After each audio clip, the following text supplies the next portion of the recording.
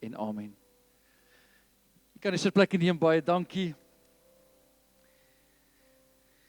Geliefdes, ons jaar tema is ontwaak, ontwikkel en ontmoet. En ons teksvers vir hierdie tema kom uit Efesiërs hoofstuk 5 en vers 14. Daarom sê, ontwaak, jy wat slaap, en staan op uit die dode, en Christus sal oor jou skyn. Ontwaak beteken om bewus te raak. En daarom het hierdie liedjie wat ons ook nou gesing het, dit van om bewus te raak van wie die Here is, om te bewus te raak van sy teenwoordigheid, so belangrik. Dan ontwikkel spreek van groei, of om te ontwikkel in jou geloof, en ontmoeting spraak van ervaring, of om van die Here te ontvang. Nou het ons breedvoerig gepraat oor ontwaak en raak bewus van wie Jesus is. Ek dink nie ons kan ooit genoeg daaroor praat nie, ek dink ook nie ons kan ooit te veel daaroor praat nie, want Jesus, iemand het gesê, om Jesus te ken is soos om 'n berg te klim. Dit hang net af van watter kant af jy klim, en dit bepaal wat jy sien. En hierdie berg wat Jesus Christus genoem word, het soveel kante dat ons nooit alles van hom sal weet nie.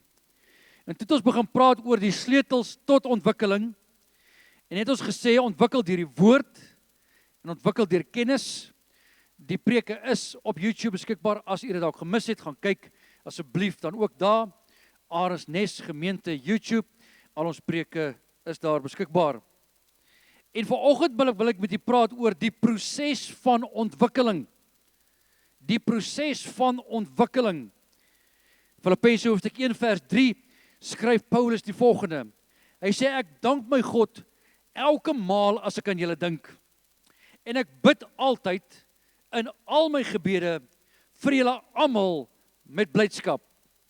Oor julle gemeenskap aan die evangelie van die eerste dag af tot nou toe, omdat ek juis hierop vertrou, wat hy wat 'n goeie werk in julle begin het. Sê vir die persoon langs jou, die Here het 'n goeie werk in my begin. Sal dit volëindig tot op die dag van die Here Jesus Christus. Hy sê nie dat ek het al, vers 12 sê Paulus, in Filippense hoofstuk 3 vers 12, skryf hy van sy eie lewe, en hy sê, hierdie beloftes, hierdie waardes waarvan die woord van die Here praat, hy sê, nie dat ek het al verkry het of volmaak is nie, maar ek jaag daarna, of ek het kan gryp, omdat ek ook deur Jesus Christus gegryp is. Ek wil hê met die patroon sien van die ontwikkelingsproses waardeur Paulus is. Daarom lees ons ook in Korintiërs, wat hierdie selfde Paulus skryf, Korintiërs 13 vers 11, toe ek 'n kind was, het ek gepraat soos 'n kind, gedink soos 'n kind, geredeneer soos 'n kind, maar nou dat ek 'n man is, het ek die ding van 'n kind afgelê. So duidelik kan ons sien aan Paulus se briewe, ook Johannes, ook Petrus, almal volg hierdie patroon, om te sê, hy sê jy moet na die onvervalste melk van die woord verlang, soos 'n pasgebore baba. En later kom hy sê ek kan julle nie met soliede kos voer nie, want julle het nog nie opgegroei nie. Almal van ons is besig in 'n proses van groei.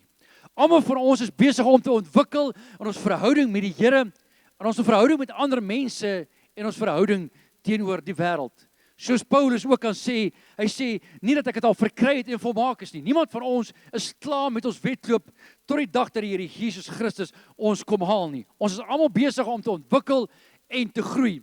In ons geloof, in ons verhouding met die Here, in ons verhouding met ander, in ons kennis van die woord, ensovoorts. Ons almal is in die fase van ons lewe waar ons moet geestelik en emosioneel, selfs finansiëel moet ons ontwikkel. En ek wil vanoggend met julle praat oor hierdie proses van ontwikkeling, want ons sien so duidelik in die Bybelkarakters van ouds, soos byvoorbeeld Josef, die proses waardeur hy is om te ontwikkel.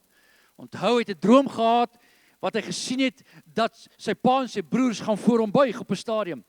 En hy het dit in so 'n mate voor hulle gegooi die heeltyd, hierdie drome, dat sy broers hom probeer doodmaak het, en op 'n einde van die dag verkoop het. Maar hierdie was alles deel aan die einde van Josef se proses, toe hy uiteindelik kom by die plek waar sy pa en sy broers voor hom buig, toe sê hy, julle het gedink, julle doen dit tot my skade, maar dit was alles deel van God se plan, want my God is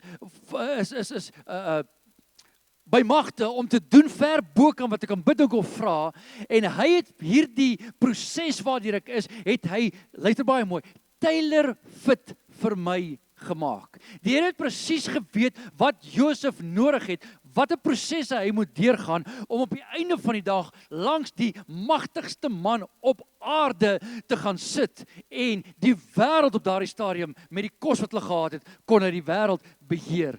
As hy dit gekry het, toe hy die drome gehad het, is ek seker daarvan, dat hy sou soveel foute gemaak het. Maar hy het deur 'n proses gegaan. Daniël het deur 'n proses gegaan. Daniël se 3 vriende het deur 'n proses gegaan. So kan ons regtig net aangaan deur die Bybel, van Genesis tot Openbaring, praat van die proses van ontwikkeling van die kinders van die Here. Hoekom dit belangrik is dat ek en u moet ook besef dat ons besig is as kinders van die Here, as mense vir wie die Here lief is die Here ook besig om ons te ontwikkel. Hy wat die goeie werk in ons begin het, sal dit volëindig. Die oomblik, luister mooi, die oomblik as jy Jesus aanneem as die Here en verlosser van jou lewe, begin die Here 'n goeie werk in jou, en hy werk daardie proses dag vir dag vir dag. Is die Here besig om jou te bring op die plek waar hy wil hê jy moet wees. Wat is daardie plek? Volmaak in Christus. Daarom sê Paulus, hy sê ek sê nie hierdie dinge of ek dit al gemaak het of volmaak is nie, maar ek streef daarna, ek jaag daarna, ek is nog steeds besig in my proses, skryf hy, en hier was hy al 'n ou man gewees. En ek wil hê jy moet vanoggend weet, dat elkeen van ons is besig in die proses van ontwikkeling. Die Here is besig met jou, hy het nie vergeet van jou nie. Jy gaan dalk deur 'n ervaring, wat nie vir jou lekker is nie, maar weet vanoggend, dat die Here is besig met 'n proses wat ons nie altyd verstaan nie. En 'n proses waarvan ons nie altyd hou nie. Ek is seker daarvan, Josef, in sy ervarings, het hy gesê, ag Here, dis wonderlik dat ek valslik beskuldig is, dis wonderlik dat ek verkoop is, dis wonderlik dat ek onskuldig in die tronk beland het nie. Nee, hy het sekere ervarings gehad, maar in alles het hy geweet dat die Here met hom is, en in alles het hy geweet dat die Here is besig met 'n proses. So wanneer ons deur 'n ervaring gaan, moet ons bely, Here, dankie dat U besig is met 'n proses. Dis seer, dis ongemaklik, dis nie wat ek wil hê nie, maar Here, ek weet U is besig in 'n proses met my, en ek gaan beter aan die ander kant uitkom as wat ek eendag gegaan het, want Here, U beplan vir my voorspoed en nie teëspoed nie. U beplan vir my 'n hoopvolle toekoms, maar ek is in proses en ek erken ek is in proses. Is jy met my? Nou in die eerste plek, ek wil met jou praat oor die vereistes van proses. Die vereistes van proses. Die proses van ontwikkeling vereis vertroue. Ek praat baie oor vertroue. Dis so belangrik. In Romeine 4 vers 17 is die gedeelte van Abraham wat die Here in Genesis geroep het. Hy sê, en soos geskrywe is, dit was die belofte van die Here, ek het jou vader van baie nasies gemaak, voor die aangesig van God in wie jy geglo het, wat die dode lewend maak, en die dinge wat nie bestaan nie, roep asof hulle bestaan. En hy teen hoop op hoop geglo, dat hy 'n vader sou word van baie volke, volgens wat gesê is, so sou jou nageslag wees. Onthou, hy kon nie kinders gehad het nie, sy vrou kon nie kinders gehad het nie. En sonder om te verswak in die geloof, het hy, al was hy omtrent al 100 jaar oud, nie gelet op sy eie liggaam, wat al reeds verstorwe was, en die verstorwe toestand van die moederskoot van Sara nie. Maar hy het nie deur die ongeloof aan die belofte van God getwyfel nie, maar hy is versterk deur die geloof, en het aan God die eer gegee, en hy was ten volle oortuig, dat hy die Here mag het om te doen wat hy beloof het. Ek het baie nagedink in my voorbereiding oor hierdie woord van vertrou. Wat beteken dit om te vertrou? En een definisie wat by my opgekom het is, dat vertroue is om jouself aan iemand anders geheel en al oor te gee. As jy werklik vertrou, as my vrou my werklik vertrou, beteken dit dat sy haar lewe letterlik in my hand sal gee, in die vertroue dat ek haar beste belange op die hart sou dra. So as ek volgens sê, ek vertrou op die Here, beteken dit, dat ek my hele wese, my hele lewe, my hele toekoms, alles wat ek het en alles wat ek is, in die hand van die Here oorgee. In die vertroue, dat hy mag het, om te doen, wat hy beloof het. Dit beteken, ek verloor beheer. Is daar iemand wat saam met my nie daarvan hou om beheer te verloor nie? Daarom so 3.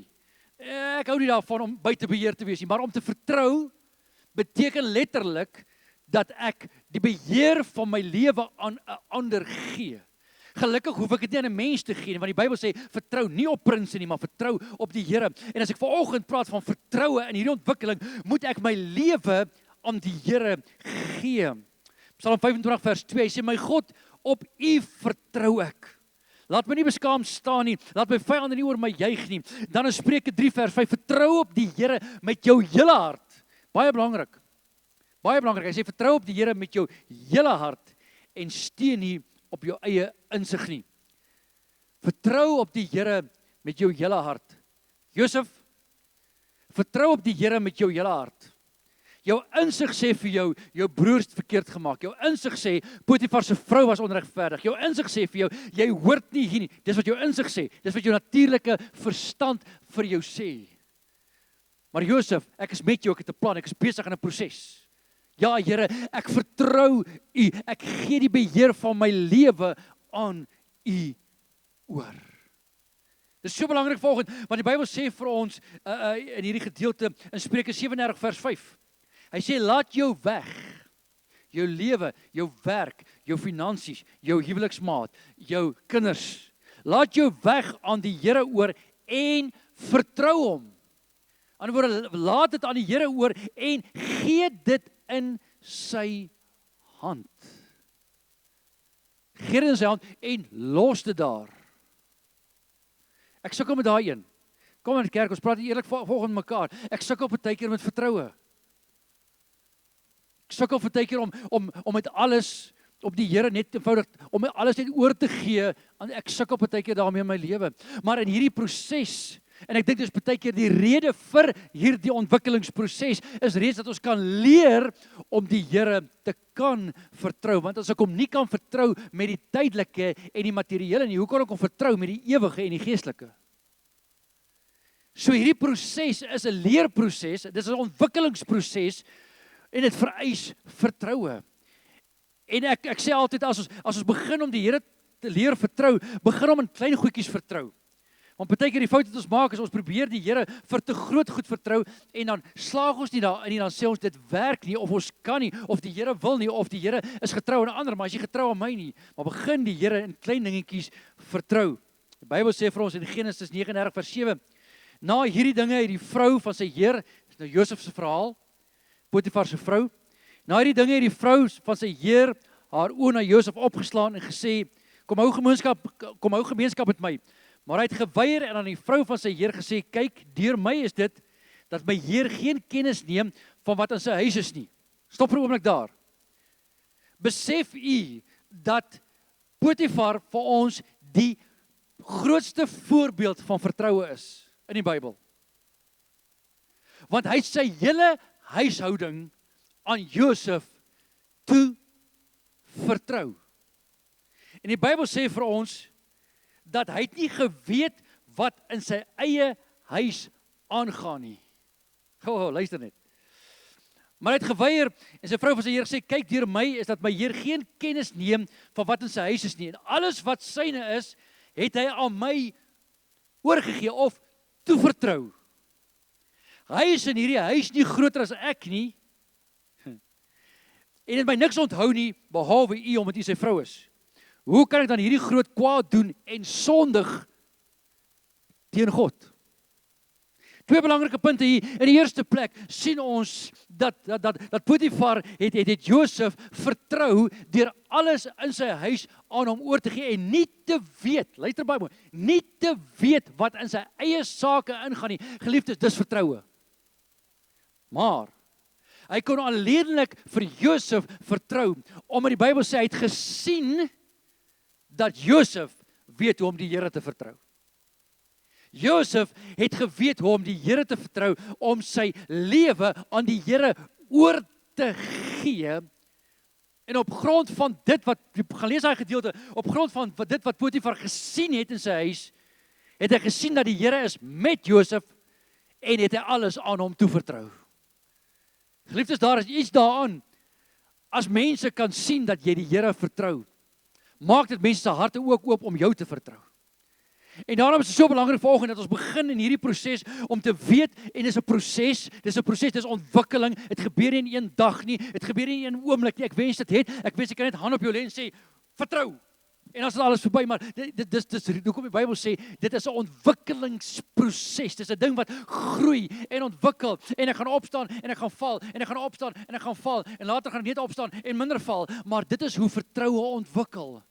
En ons moet leer in die tyd waar ons lewe, om die Here te vertrou. Het u gesien in 'n week se tyd, hoe maklik die ekonomie op sy kop kan gekeer word, deur een man se besluit, een man op die aarde se besluit, het u gesien? En ek en jy moet leer om die Here te vertrou, want te midde van die goed, moet ons lewens nog steeds aangaan, en moet ons nog steeds die Here vertrou, vir jou besigheid, vir jou werk, vir jou gesin, vir jou veiligheid, ensovoorts, ensovoorts, ensovoorts. En daarom is dit so belangrik vanoggend, dis hoekom ek so baie oor praat, want ons moet leer en ontwikkel in ons vertroue in die Here. Tweedens, die proses van ontwikkeling vereis gehoorsaamheid. Gehoorsaamheid. Die Here het aan Abraham gesê, gaan uit jou land en uit jou familie en jou vader se huis, na die land wat ek jou sal wys. Ek sal jou groot nasie maak, dis nou Genesis 12 vers 1 en 2. En jou seun en jou naam so groot maak, dat jy 'n seun sal wees. En ek sal seën diegene wat jou seën en hom vervloek wat jou vervloek. En in jou sal die geslagte van die aarde geseën wees. Toe het Abraham vir die Here gesê, Here, u ken my hart. U weet ek wil dit graag doen, maar ek het ander planne. Sal u asseblief by my planne inval, want dis hoe ons bid. In plaas daarvan om te doen wat Abraham doen, en Abraham het weggetrek soos die Here gesê het. Abraham het weggetrek soos die Here gesê het. En as jy daai gedeelte gaan aanlees, dan sien jy die Bybel sê, en Abraham het nie geweet waarheen hy op pad is nie. Jy sien hierdie proses waarin ons is, weet ons nie altyd waarheen die Here met ons op pad is nie, maar dis vertroue. Dis vertroue, en as ek my lewe aan die Here op daardie manier toevertrou, dan moet ek leer om gehoorsaam te wees, want ek is nou onder sy beheer, en as ek die beste wil hê wat die Here vir my instoor het, moet ek hom gehoorsaam wees. In sy woord, maar ook in sy stem, wanneer hy met my praat. Maar ek wil vir julle volgens sê dat 90% indien nie meer, van alles wat jy wil weet, staan iewers in die Bybel geskryf. 'n opdrag, 'n waarskuwing of 'n belofte, wat die Here vir ons wys wat om te doen. Wat die Here vir ons sê wat om te doen. Here, ek het hierdie krisis, dan sê die Here, doen dit. Here, as daar iets anders wat ek kan doen, dis ons optrede. Maar die Bybel sê vir ons, daar was 'n man gewees, 2 mans wat siek was. Een het sy oë was blind, en die Here het modder gemaak en sy oë gesmeer en het gesê, gaan was jou. En die man het gewas en het gesond teruggekom. En dit was dit. Maar daar was 'n ander man, Naaman, wat die Here ook 'n eenvoudige opdrag gegee het, maar hy het by die Here begin redeneer. En hy het gedink, ja, ek hoor dit wat die Here sê, maar is die riviere waar ek vandaan kom nie beter as hierdie rivier nie? Die Bybel sê, hy het amper sy wonderwerk gemis en gesterf. Want dis waar hy in die pad was. Hy was melaats, hy sou sterf. Maar toe hy gehoorsaam is aan die stem van die Here, en dan maak sy diensknegte 'n baie belangrike en interessante opmerking. Hulle sê, my Heer, as die profeet u 'n groot saak beveel het, sou u dit nie gedoen het nie. Want die profeet het gesê, gaan na die rivier toe, doop jouself 7 keer in die rivier en jy sal gesond word. En dan het hy begin met die Here redeneer. Dan kom sy diensknegt en sê, my Heer, as die Here vir u 'n groot saak beveel het, sou hy dit nie gedoen het nie. U sien, baie keer dink ek die opdragte van die Here is net te eenvoudig vir ons. Ons soek hierdie ingewikkelde verklaring, ons soek hierdie ingewikkelde antwoord, ons soek hierdie ingewikkelde opdrag. Ja, my broer, jy moet vir 40 dae vas, en dan moet jy dit doen, dan moet jy Indië toe gaan vir 6 maande, en dan sê jy, nee, roep die Here aan in die dag van benoudheid. Dis so eenvoudig soos dit is. Draai die ander wang, dis so eenvoudig soos dit is. Daar's eenvoudige opdragte in die woord van die Here. Of dit kom by verhoudings, of dit kom by finansies, of dit kom by my verhouding met die Here, of met ander mense. Die opdragte van die Here is baie keer, luister baie mooi, ek sê dit met liefde en respek, is baie keer vir ons te eenvoudig. Maar as die Here jou groot saak beveel het, sou jy dit nie gedoen het nie. Ja, want dan sou ek goed oor myself gevoel het. Kom maar, gesels met my volgende. En dis hoekom ons wil hê die Here moet vir ons groot opdragte gee. Het gaan nie oor sy eer nie, het gaan oor dat ek kan sê, weet jy, ek het dit gedoen. Hoekom, luister baie mooi, Hoekom beïndruk dit mense as iemand sê, pastor, ek het al vir 40 dae gevas? Hoekom beïndruk dit mense? Hoekom beïndruk dit ons meer wat mense doen as wat Jesus gedoen het? Hallo? Ek praat nie regte mense vanoggend nie. Jesaja hoofstuk 1. Jesaja hoofstuk 1 vers 19. As jy gewillig is en luister, as jy gehoorsaam is, sal jy die goeie van die land eet. As jy nie gewillig is en nie luister nie, sal jy nie die goeie van die land eet nie. Maar as jy weier en weerstrewig is, sal jy deur die swaard geëet word. Want die mond van die Here het gespreek. My opinie nie, dis wat die woord van die Here sê. Die Here sê vir ons so baie duidelik in sy woord om gehoorsaam te wees. Wat het die mens laat val in die tuin? Ongehoorsaamheid. Die Here het gesê, van al die bome mag jy eet, maar nie van hierdie een nie, toe gaan eet ons van hierdie een boom. Ongehoorsaamheid. En die vyand gebruik nog steeds ongehoorsaamheid van die eerste mens af, tot vandag toe, nog steeds dieselfde goed, maar die Here het dit nie bedoel nie. Die Here het nie verwag, jy moet dit regtig doen nie. Die Here het nie verwag, jy moet dit regtig sê nie. Nee, die Here het, want hy het dit gespreek. 1 Samuel 15 vers 22, daarop sê Samuel, het die Here behaag in brandoffers en slagoffers, soos in gehoorsaamheid aan die stem van die Here. Kyk, om gehoorsaam te wees is beter as slagoffers, en om te luister is beter as ramme. Om gehoorsaam te wees aan die stem van die Here. As die Here vir jou sê om 40 dae te vas, jy beter te doen. Maar moenie beïndruk wees omdat iemand dit gedoen het nie. Wees beïndruk met die Here vir wat hy gedoen het aan die kruis vir my en jou. Maar wees gehoorsaam. Wees gehoorsaam in die klein dingetjies. Daardie klein opdraggies, daardie klein ervaringkies wat jy het, wat die Here vir jou sê, doen dit of doen dit, gaan daar, sê dit, moenie dit sê, sê jammer, daai klein goedjies, wat ons baie keer net eenvoudig een kant toe skuif. Dis daar waar ons gehoorsaamheid getoets word, sodat ons kan ontwikkel in die proses, en so, hoe gouer ons gehoorsaam word, hoe gouer kan ons die goeie van die land eet. Hallo? Luister na hierdie versie in Romeine hoofstuk 6, vers 16. Hy sê, of weet julle nie, dat aan wie julle julleself as diensknegte tot beskikking te stel om gehoorsaam te wees? Julle diensknegte is van hom aan wie julle gehoorsaam is. Of die sonde tot die dood, of gehoorsaamheid tot geregtigheid. Dit waaraan ek gehoorsaam is, luister mooi, dit waaraan ek gehoorsaam is, heers oor my. As ek gehoorsaam is aan my vlees, dan heers my vlees oor my. As ek gehoorsaam is aan vriende, dan heers die vriende oor my. As ek gehoorsaam is aan sondige begeertes, dan heers dit oor my. Dis dan my Here. Ek gaan dit net al los. Nommer 3. Is jy nog met my? Jy's baie stil vanoggend. Die proses van ontwikkeling vereis diensbaarheid. O kerk, Josef is weer vir ons die beste voorbeeld van dit. Die Bybel sê vir ons in Genesis 39 vers 3, en toe sy Heer sien dat die Here met Josef was, en dat die Here alles wat hy doen in sy hand voorspoedig maak, het Josef guns in sy oë gevind en hom gedien. Hy het guns in sy oë gevind en hom gedien, en het hom aangestel oor sy hele huis, en alles wat in sy besit was, het hy hom oorgegee. Dis die voorafgang gedeelte van wat ons net nou gelees het. Maar ek wil hê jy moet sien hierdie gedeelte, dat Josef het geweet hoe om homself aan die Here oor te gee. Potifar het dit gesien, en hy sy huis aan hom oorgegee, maar Josef het hom gedien. Josef het 'n belofte gehad, dat almal voor hom gaan buig, met ander woorde, dat almal hom gaan dien. Maar om deur hierdie proses van ontwikkeling te kom, waar die Here wil hê moet wees, moes hy leer om te dien.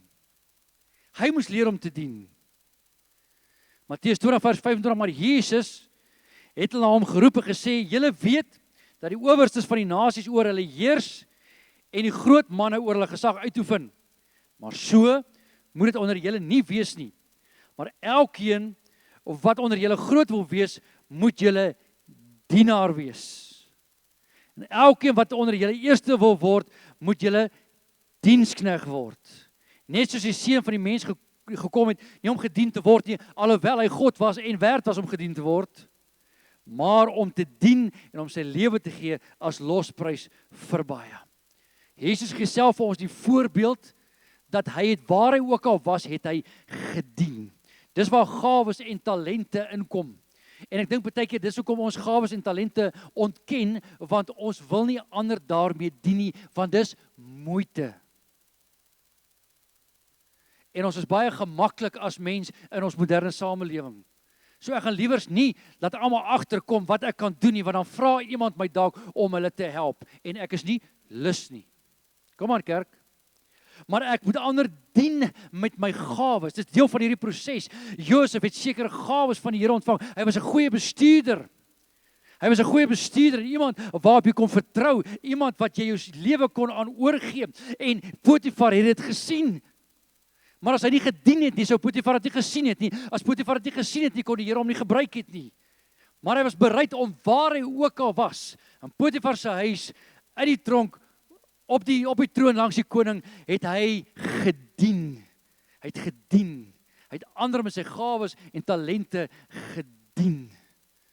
En ek is so bang daarvoor dat ons in die kerk daardie konsep van liggaam en dat ons mekaar moet dien met ons gawes, dat ons baie keer dit so bietjie mis. En daarom sê 1 Korintiërs 12 vers 14, hy sê, want ook die liggaam is nie een lid nie, maar baie. En as die voet sou sê, omdat ek nie die hand is nie, behoort ek nie aan die liggaam nie, behoort hy daarom nie aan die liggaam nie. En as die oor sou sê, omdat ek nie die oog is nie, behoort ek nie aan die liggaam nie, behoort hy daarom nie aan die liggaam nie. Nou vanoggend, ek is die oog in die gemeente, want ek is die visiedraer, maar roeper daar agter is die oor, want hy is die klankman. En as hy vanoggend kan sê, omdat hy nie die woord bring nie, is hy nie belangrik nie, dan kan ek sê, weet jy, as jy nie die klank doen nie, kan ek niks doen nie. Kan jy sien hoe afhanklik ons van mekaar is in hierdie klein voorbeeld wat ek vanoggend noem, in die liggaam van Christus, en so het elkeen van ons het 'n funksie, elkeen van ons het 'n gawes en talente, iets wat iewers nodig is in die liggaam, maar ook buite die liggaam, waar jy die liggaam verteenwoordig in 'n wêreld daar buitekant. Hy sê, maar nou het God elkeen van die lede in die liggaam gestel soos hy gewil het. As almal een lid was, waar sou die liggaam was? Maar nou is daar wel baie lede, maar net een liggaam. Die oog kan nie vir die hand sê, ek het jou nie nodig nie, en ook nie die hoof vir die voet, ek het julle nie nodig nie, maar veel eerder is die lede van die liggaam noodsaaklik wat die swakste lyk, en die lede van die liggaam wat vir ons minder eerbaar lyk, beklee ons met oorvloediger eer, en so het ons onsienlike lede oorvloedig sierlikheid. Ek dink, terwyl ek dit lees, dink dit vir 'n oomblik net aan ons kinderkerkpersoneel. Meeste van julle weet nie eers wie is ons kinderkerkpersoneel nie, maar ons vertrou ons kinders toe dat hulle die woord van die Here vir hulle sal leer. Julle sien hulle nie voor julle inkom nie, en as julle al uit is, kom hulle eers uit. Hulle het nie die mees flashy werk, funksie, rol in die kerk nie, maar hulle werk met ons kinders wat die toekomstige kerk vorm. So dit lyk dalk na 'n swakker rol in die liggaam, maar dit is een van die belangrikste dele van die liggaam. Hy sê sodat daar geen verdeeldheid in die liggaam mag wees nie, maar dat die lede gelyke sorg vir mekaar mag dra. Ek het so rukkie terug het ek my hand so 'n bietjie seer gemaak en kon ek sekere bewegings nie uitvoer nie. Weet jy hoe dit my frustreer? Want ek kon nie doen wat ek weet hierdie liggaam moet doen nie. Laat dit insink vir 'n oomblik. Jy's dalk daar die hand in die liggaam en jy doen nie wat jy moet doen nie, die hele liggaam ly omdat jy nie jou deel doen nie. Is jy met my? Galasiërs 5 vers 13, want hy sê, julle is tot vryheid geroep, broeders, gebruik net nie die vryheid as 'n aanleiding van die vlees nie, maar dien mekaar deur die liefde. Dien mekaar deur jou gawes, deur jou talente, deur dit wat die Here vir jou gegee het, jou persoonlikheid, jou manier, jou ervarings, dien die liggaam met dit. Hy sê in 1 Petrus 4 vers 10, hy sê, na mate elkeen 'n genadegawe ontvang het, moet julle mekaar daarmee dien, soos goeie bedienaars van die veelvoudige genade van God. Elke gawe, elke talent wat ek en jy vanoggend in ons lewens het, is deur die Here aan ons gegee. Dis 'n genadegawe van die Here af, wat ons tot sy eer en die uitbreiding van sy koninkryk moet gebruik. Nommer 4, hier maak ek klaar. Die proses van ontwikkeling vereis volharding. Dis iets wat ontbreek in ons moderne samelewing. Volharding. Ons ouer mense het geweet hoe om te volhard. Better or worse. In die huwelik, in die werksplek, het vasgebyt. Die proses van ontwikkel vereis volharding. Job in 2 vers 9. Job se vrou, nadat Job nou sy kinders verloor het, sy vee verloor het ensovoorts, dan kom sy vrou by hom en sy vra vir hom, volhard jy nog in jou vroomheid, seën God en sterf. Sy sê letterlik hier, dien jy nog steeds hier, volhard jy nog steeds in jou verhouding met die Here, kyk wat het hier gebeur, daai woord seën beteken om te vloek. Vloek God en sterf, dis wat sy vir hom sê. Maar dan kom Job en hy sê 'n klomp dinge daar wat ek self kan gelees, maar op die einde van die dag volhard Job tot die proses van sy ontwikkeling klaar was.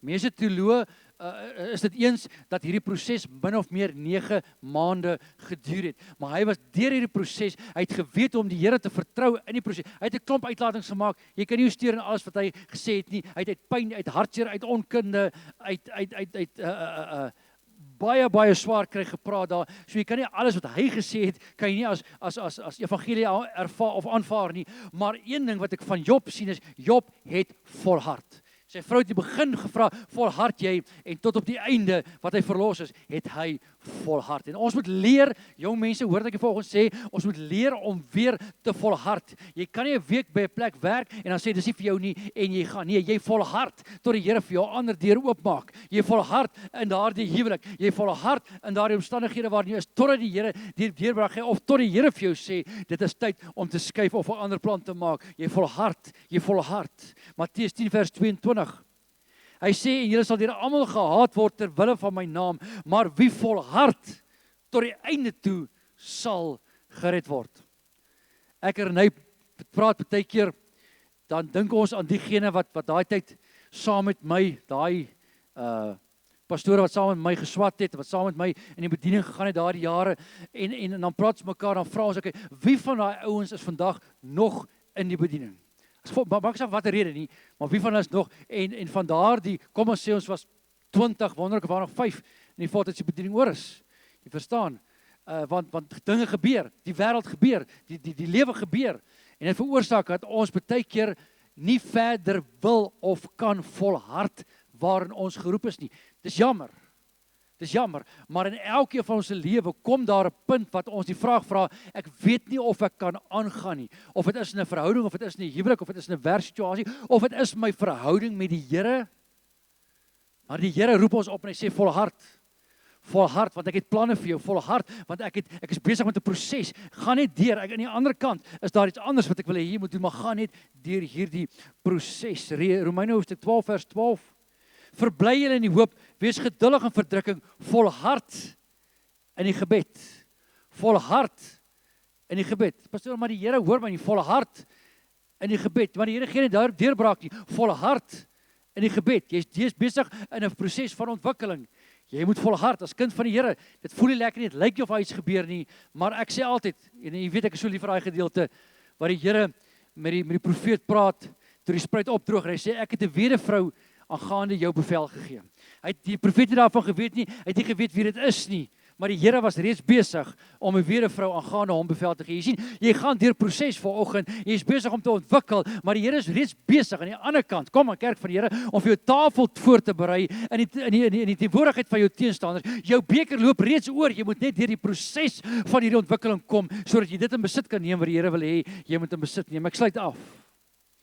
1 Tessalonisense hoofstuk 4 vers 16, hy sê, let op jouself en op die leer, die woord van die Here, volhard daarin, want deur dit te doen, sal jy jouself red, sowel as die wat jou hoor. Volhard in die woord, volhard in gebed, volhard in jou verhouding met die Here, volhard in jou werk, volhard in jou huwelik, volhard.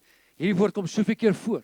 En die Here sê, ons doen dit nie deur krag of deur geweld nie, maar ons doen dit deur sy Gees wat in ons woon, die Gees van getrouheid wat ons help. Ons is nie vanoggend alleen nie. Ek hoef dit nie vanoggend te white knuckle nie. Nee, ek het vanoggend 'n helper wat my kan help om te volhard in hierdie stryd, wat my kan help om te volhard. Ek is dalk vanoggend, miskien is jy vanoggend in Potifar se huis. Dit lyk goed, maar daar kom 'n verandering. Miskien is jy vanoggend in die tronk, miskien is jy vanoggend, ek weet nie waar jy vanoggend is nie, maar ek weet dit vanoggend dat die Here het 'n plan. Sê vir die persoon langs jou, die Here het 'n plan. Kom aan, sê dit asof jy dit bedoel. Die Here het 'n plan. En ek is besig in hierdie proses van ontwikkeling. Hoe sê Joyce Meyer, ek is nie waar ek moet wees nie, maar prys die Here, ek is nie meer waar ek was nie. Die Here is besig om die goeie wat hy in my begin het. En partykeer wens ek kan die Here aanjaag met die proses. Maar daaroor het ek nie beheer nie, behalwe om gehoorsaam te wees tot die einde. So, kom ons kyk dit vrug vir 'n oomblik voor ons afsluit. Die proses van ontwikkeling vereis vertroue deur my lewe aan iemand anders te gee. Tweedens, dit vereis gehoorsaamheid. Baie belangrik. Nommer 3, dit vereis diensbaarheid. En nommer 4, dit vereis volharding. Daarom sê Paulus ook, hy sê, hou aan om goed te doen, want op die regte tyd, daai volharding wat moet plaasvind, dit gebeur nie oornag nie, dit gebeur nie in 'n dag nie, maar dit gebeur eendag. En die Here is getrou. Hy wat beloof het, sal doen dit wat hy beloof het. En die Here is by magte om te doen wat hy beloof het. Kom ons bid saam.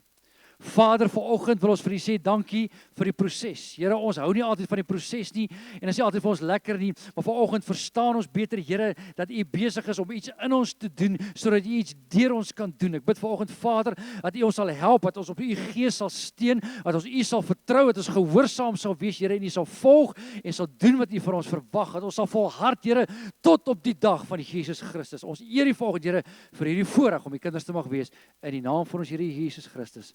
Amen en amen.